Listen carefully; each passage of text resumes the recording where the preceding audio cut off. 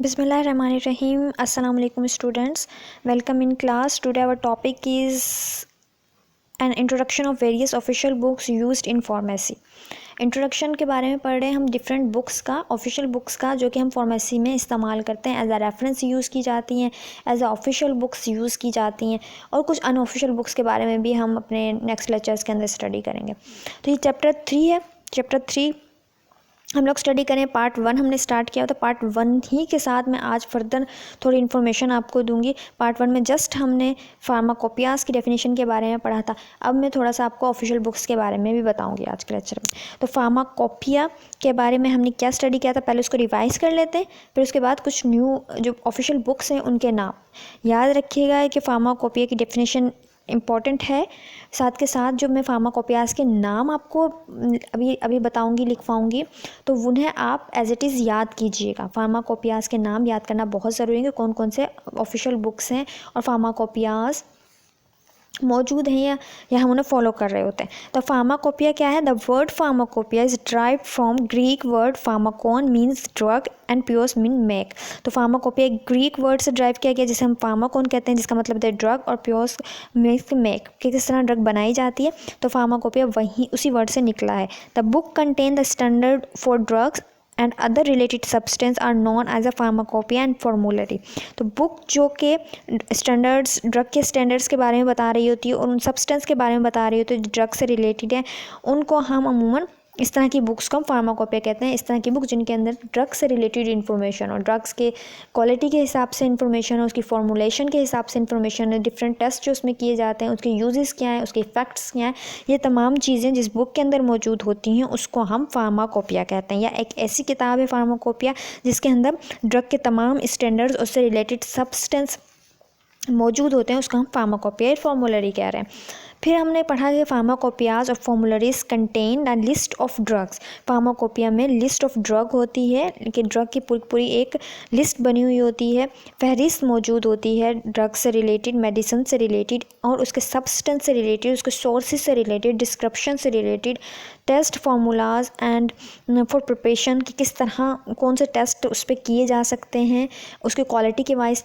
Check करने के लिए कौन कौन से टेस्ट किए जाते हैं, या फिर हम उसे किस तरीके से बनाते हैं। फार्मूला ऑफ प्रिपरेशन का मतलब है हम किस तरीके से उसे बना रहे होते हैं, क्योंकि हर चीज़ को बनाने की ख़ास रेसिपी होती है, ख़ास तरीक़ाकार होता है। हम अगर कोई खाने की डिश भी बना रहे हैं, हम अगर कोई खाने की डिशेस भी बनाते हैं तो उसकी भी एक प्रॉपर रेसिपी को फॉलो करते हैं कि पहले ये चीज़ डालना है, फिर ये चीज़ डालना है, फिर ये चीज़ डालना है। तो एक हमारे पास फॉर्मूला होता है हर चीज़ के बनाने का। इसी तरह मेडिसिन्स में और ड्रग्स में भी यही सिचुएशन है।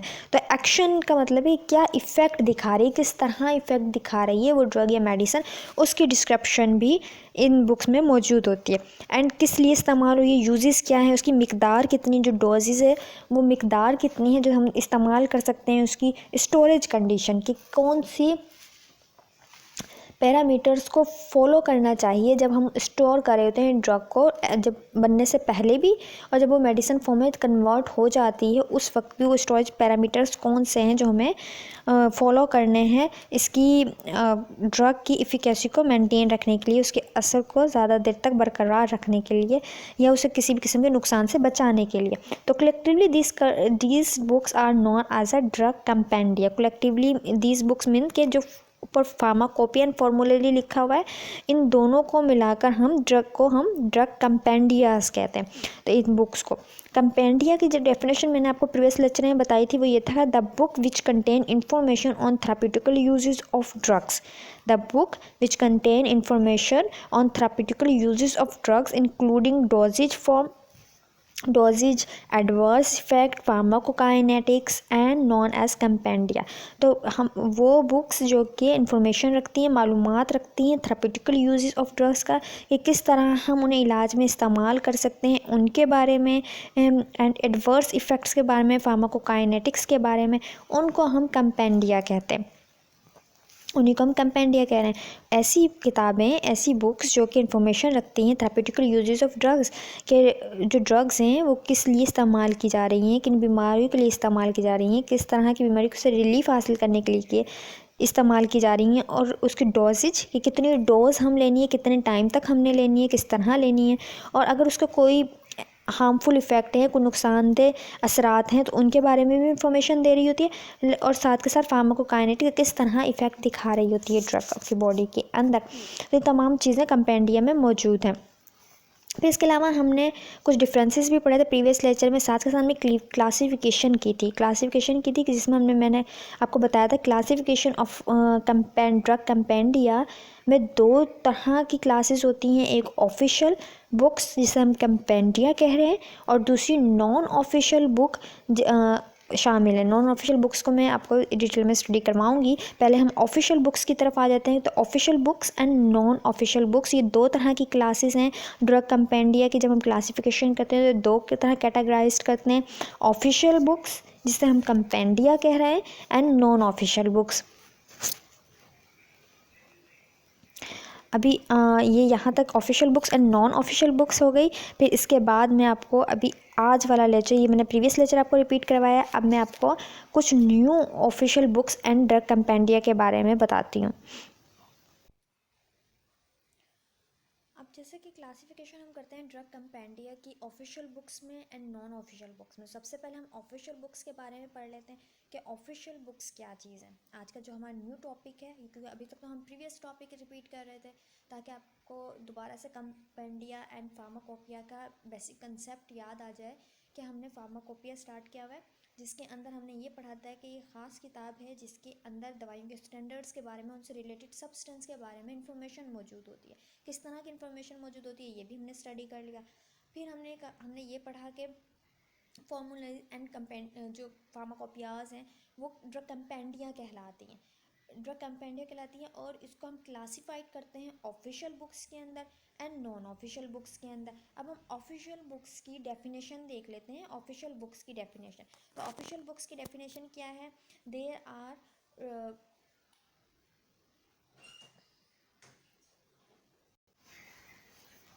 तो जैसा कि हम लोगों ने पढ़ा था कि official book and non official book में क्लासिफाइड किया गया। तो सबसे पहले हम ऑफिशियल बुक की डेफिनेशन देखते हैं, फिर उसके बाद हम नॉन ऑफिशियल्स की तरफ चले जाएंगे। ऑफिशियल बुक्स के अंदर हमने स्टडी किया, these are books of drugs and other related substance which are recognized as a legal standard of purity, quality and strength by government agency of respective country of their origin.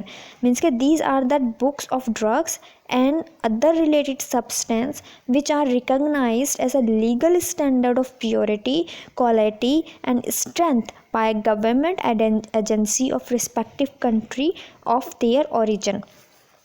कि आप देख सकते हैं कि ऐसी किताबें हैं ऑफिशियल बुक्स ऑफ ड्रग्स, कि ड्रग से रिलेटेड ऐसी किताबें और ये ड्रग से रिलेटेड सब्सटेंस की ऐसी किताबें हैं जो कि रिकग्नाइज्ड हों as a legal standard of purity, quality and strength by government agency of respective country, कि किसी भी जो कंट्री है वहाँ के जो गवर्नमेंट एजेंसी है उसने उन्हें लीगली रिकग्नाइज्ड किया हो, लीगली तौर पे मंजूर किया हो वो कि ये आप इस्तेमाल कर सकते हैं किसी भी ड्रग या उसके सब्सटेंस के प्योरिटी, क्वालिटी और स्टैंडर्ड्स पैरामीटर को जांचने के लिए।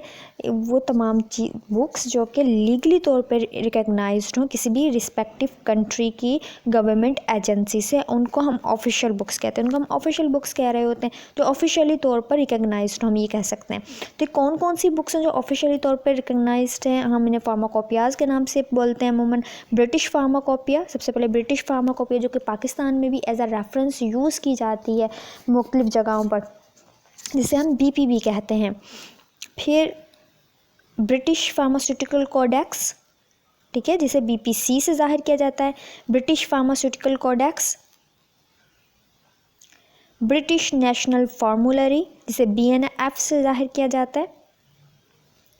United State pharmacopoeia and national formulary. Extra pharmacopoeia and Martindale भी कहते हैं जिसे। International pharmacopoeia, European pharmacopoeia, Pakistan pharmacopoeia. ये कुछ नाम हैं जो कि डिफरेंट फार्माकोपियाज़ के या ऑफिशियल बुक्स के यहाँ पे मेंशन हैं। इनको आप एज इट इज़ लिखोगे, आपकी बुक में भी मौजूद है, आप वहाँ से भी देख के लिख सकते हैं और याद करोगे। इनके सही नाम याद करना निहायत ज़रूरी है। अगर थोड़े से भी स्पेलिंग में या नाम के कोई भी वर्ड आगे पीछे होता है तो ये गलत कंसीडर किया जाता है। तो British pharmacopoeia, British pharmaceutical codex, British national formulary, United State pharmacopoeia and national formulary, extra pharmacopoeia, international pharmacopoeia, European pharmaceutics, Pakistan pharmacopoeia. ये तमाम चीज़ें, तमाम नाम आप अच्छे से याद करोगे और राइट डाउन भी करोगे अपने register. British pharmacopoeia, British pharmaceutical codex, British national formulary, United State pharmacopoeia and national formulary, extra pharmacopoeia, international pharmacopoeia, European pharmaceutics and Pakistan pharmacopoeia. अच्छा, यहाँ पे यूरोपियन फार्माकोपिया है, ये यहाँ पे यूरोपियन फार्माकोपिया है, यूरोपियन फार्मास्यूटिक्स या यूरोपियन फार्माकोपिया आएगा। यहाँ पर वर्ड जो है ये, यहाँ पे आप फार्माकोपिया लिखेंगे।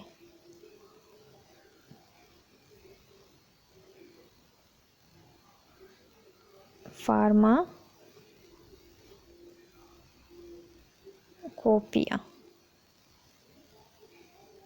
राइट। ये तो टाइपिंग के अंदर थोड़ा सा हुआ है, तो फार्मास्यूटिक्स बल्कि European pharmacopoeia, international pharmacopoeia and European pharmacopoeia. इसको याद रखिएगा। यहाँ पे आप यूरोपियन फार्माकोपिया लिखेंगे, यूरोपियन फार्मास्यूटिक्स नहीं बल्कि यूरोपियन फार्माकोपिया राइट डाउन करेंगे आप। फिर इसके बाद डिफरेंट नाम इनको लिखने के बाद आप ब्रिटिश फार्माकोपिया पे आ जाते हैं। ब्रिटिश फार्माकोपिया जैसे हम बीपी से भी जाहिर करते हैं, तो इसकी इन्फॉर्मेशन आज हम ले लेते हैं जस्ट कि ब्रिटिश फार्माकोपिया क्या चीज़ है। British pharmacopoeia is a source of official standard for drugs in United kingdom and other parts of the world. तो ब्रिटिश फार्माकोपिया एक सोर्स माना जाता है ऑफिशियल स्टैंडर्ड्स फॉर ड्रग्स का, कि ऑफिशियल स्टैंडर्ड्स ऑफ ड्रग्स जो यूनाइटेड स्टेट है, हम जिसे हम यूके भी कह रहे होते हैं, United kingdom, right. United kingdom हम का जो ऑफिशियल स्टैंडर्ड ऑफ ड्रग्स हैं उसके लिए एक सोर्स माना जाता है British pharmacopoeia and other parts of the world. इसके अलावा कुछ और ममालिक में, जैसे हमारे यहाँ पे भी ये एक रेफरेंस सोर्स माना जाता है। ब्रिटिश फार्माकोपिया को हम फॉलो कर रहे होते हैं, दूसरे ममालिक में भी, दुनिया के दूसरे हिस्सों में भी इसको फॉलो किया जाता है। It also provide knowledge and standards and methods of analysis of the drug. ये हमें क्या क्या इन्फॉर्मेशन देता है, ये हमें ड्रग्स के स्टैंडर्ड्स के बारे में भी इंफॉर्मेशन देता है और उसको जाँचने के बारे में भी इंफॉर्मेशन देता है। In 1885, the responsibility of the publish the BP has rested upon General Medical Council. In 1888 के अंदर इसको पब्लिश करने की रिस्पॉन्सिबिलिटी जो है जनरल मेडिकल काउंसिल के पास गई। The general medical council has given responsibility to pharmacopoeia commission to prepare new edition of British pharmacopoeia. तो जनरल मेडिकल जो काउंसिल थी उसके पास ये रिस्पॉन्सिबिलिटी कि एक फार्माकोपिया कमीशन की तरफ से कि वो न्यू एडिशंस ब्रिटिश फार्माकोपिया के निकालती रहती है। जैसे मैंने बताया था 5 साल के अंदर न्यू एडिशंस आ जाते हैं, तो वो जैसे जो न्यू इनोवेशंस आ रही होती हैं मेडिसिन्स के अंदर, मेडिसिन्स की दुनिया के अंदर, तो वो उनमें मेंशन कर दी जाती है न्यू एडिशंस के अंदर। तो यहाँ पर भी यही है, जनरल मेडिकल काउंसिल इसमें हेल्प आउट कर रही होती है। फिर इसके अलावा ब्रिटिश जो है फार्माकोपिया हम कह सकते हैं, BP pharmacopoeia contain the flowing data. कौन कौन सी चीज़ें इसके अंदर मौजूद हैं? मोनोग्राफ्स ऑफ ड्रग्स मौजूद हैं, साथ साथ quality control and quality assurance of pharmaceutical production section of the pharmaceutical industries के बारे में इंफॉर्मेशन है इसके अंदर। क्वालिटी कंट्रोल टेस्ट हैं ऑफ डोजेज फॉर्म के, डोजेज फॉर्म से रिलेटेड जो भी क्वालिटी कंट्रोल टेस्ट किए जाते हैं ड्यूरिंग मैन्युफैक्चरिंग का। क्वालिटी कंट्रोल का मतलब होता है कि उसकी क्वालिटी को बरकरार रखने के लिए जो जो टेस्ट किए जाते हैं, उसकी क्वालिटी को बरकरार रखने के लिए जो जो पैरामीटर्स पूरे करने होते हैं, वो तमाम चीज़ें उसके अंदर मौजूद हैं। साथ के साथ identification and analytic test of drugs भी मौजूद हैं कि किस तरह हम जांच सकते हैं उन ड्रग्स को और उनके दूसरे पैरामीटर्स को जो हमें बताएं कि हाँ क्वालिटी वाइज ये एक स्टैंडर्डाइज्ड ड्रग है। वो तमाम चीज़ें इसके अंदर मौजूद हैं। अब क्या क्या चीज़ें हम ब्रिटिश फार्माकोपिया के अंदर मौजूद होती हैं? मोनोग्राफ्स ऑफ ड्रग्स मौजूद होते हैं, quality control and quality assurance of pharmaceutical production section of pharmaceutical industries के बारे में इंफॉर्मेशन होती है। Quality control test of dosage form मौजूद है। Identification analytical test of dosage of drugs भी इसके अंदर मौजूद होती हैं। यहाँ पे मोनोग्राफ का मतलब ये है, मोनोग्राफ ऑफ ड्रग्स का मतलब ये है कि जो ड्रग मोनोग्राफ्स होते हैं वो प्री डिटर्मिनेंट चेकलिस्ट होते हैं जो कि जिसके अंदर active ingredient, doses, formulations, product labelling की इंफॉर्मेशन शामिल होती है। तो हम कह सकते हैं a drug monograph is a pre determinant checklist covering active ingredient, doses, formulation, product labelling that the agency considered general safe and effective for self use. तो वो तमाम चीज़ें मोनोग्राफ्स के अंदर मेंशन होती हैं। ठीक है, तो एवोल्यूशन के लिए मोनोग्राफ्स प्रोवाइड किए जाते हैं, ड्रग एवोल्यूशन के लिए मोनोग्राफ्स प्रोवाइड किए जाते हैं। तो ये हमें थोड़ी इन्फॉर्मेशन दे रहे होते हैं अबाउट द ड्रग, उसके एक्टिव इंग्रेडिएंट के बारे में। तो वो तमाम चीज़ें ये डिटेल जिसमें एक्टिव ड्रग के एक्टिव के बारे में, उसके डोजेस के बारे में, उसकी फॉर्मुलेशन के बारे में इंफॉर्मेशन होती है, वो इस ब्रिटिश फार्माकोपिया के अंदर मौजूद है। उसी से रिलेटेड करते हुए यहाँ पे मोनोग्राफ्स ऑफ ड्रग्स कहा गया है। जबकि क्वालिटी कंट्रोल, क्वालिटी अश्योरेंस के बारे में इसलिए लिखा गया है क्योंकि जब मैन्युफैक्चरिंग हो रही थी उसमें वो जो क्वालिटी कंट्रोल करने के लिए जितने भी टेस्ट अप्लाई होते हैं वो भी इसके अंदर लिखे गए हैं। कौन कौन सी स्पेसिफिकेशन लोगो होती हैं वो भी इसमें लिखी गई हैं, और कौन कौन से पैरामीटर्स अपनाए जाते हैं क्वालिटी को मेंटेन रखने के लिए किसी भी मेडिसिन के या फार्मास्यूटिकल प्रोडक्शन में, तो उसको हम क्वालिटी अश्योरेंस से कंसीडर करते हैं, वो भी इसके अंदर मेंशन है। तो मुख्तलिफ इंडस्ट्रीज़ इसको फॉलो कर रही होती हैं साथ के साथ। Quality control test of dosage form के जब वो मेडिसिन में कन्वर्ट हो जाती है उससे रिलेटेड टेस्ट भी होते हैं डिफरेंट किस्म के, जो आप नेक्स्ट ईयर के सेकंड ईयर के अंदर पढ़ोगे।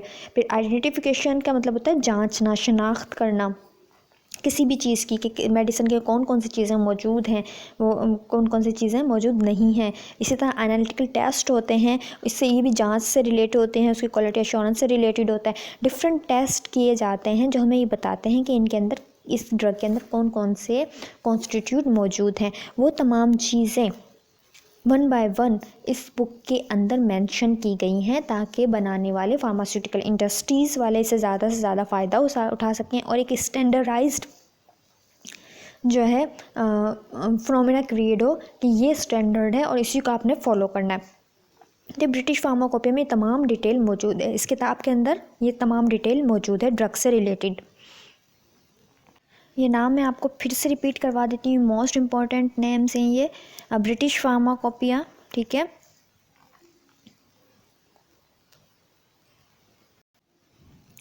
राइट, ब्रिटिश फार्माकोपिया जिसे हम बीपी से भी ज़ाहिर करते हैं।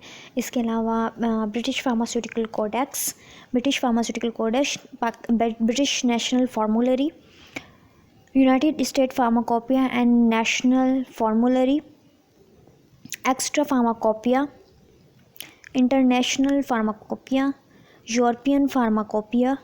ये यूरोपियन फार्माकोपिया है, यहाँ पे लिखा हुआ second last, European pharmacopoeia, Pakistan pharmacopoeia, ये नाम है। राइट, 8 नेम है ये, आपकी बुक में भी मेंशन है, वहाँ से भी राइट डाउन कर सकते हैं, याद लाजमी कीजिएगा इन नामों को। फार्माकोपिया की डेफिनेशन लाजमी याद कीजिएगा, कंपेंडिया की डेफिनेशन, इनकी classification, official book and non official book में है, ऑफिशियल बुक की डेफिनेशन एंड ऑफिशियल बुक्स के नाम, कंपेंडियास के नाम, फार्माकोपियास के नाम एंड ब्रिटिश फार्माकोपिया क्या होती है। जैसे मैंने आपको बताया, ब्रिटिश फार्माकोपिया एक ऑफिशियल स्टैंडर्ड सोर्स मानी जाती है, कहाँ के लिए, यूनाइटेड किंगडम के लिए और other parts of the world के लिए। ये तमाम चीज़ें वन बाय वन आज के लिए डाल के आप अपने लेक्चर नोटबुक पर मेंशन कीजिएगा और इसकी डिटेल राइट डाउन कीजिएगा।